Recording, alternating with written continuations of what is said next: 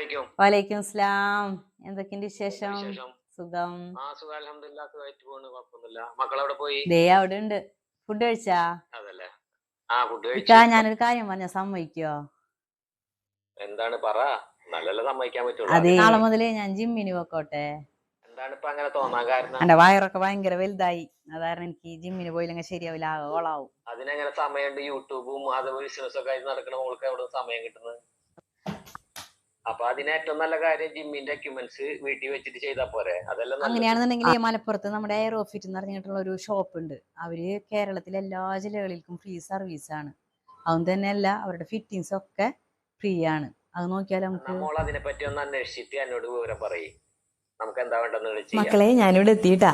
നമ്മുടെ വയറും മണ്ണൊക്കെ കുറയ്ക്കണ്ടേ? അപ്പൊ അതിന് വേണ്ടിയിട്ടുള്ള, സ്ത്രീകൾക്ക് വേണ്ടിയിട്ടുള്ള ബെസ്റ്റ് ഒരു ഓപ്ഷനാണ് നമ്മുടെ എയറോഫിറ്റ് ട്ടാ. നമ്മുടെ മലപ്പുറത്തെ വടക്കേമണ്ണയിലാണ് ട്ടാ ഈ സ്ഥാപനം നിലനിൽക്കുന്നത്. അപ്പൊ എല്ലാവരും പെട്ടെന്ന് തന്നെ ഓടിപ്പോന്നോളി.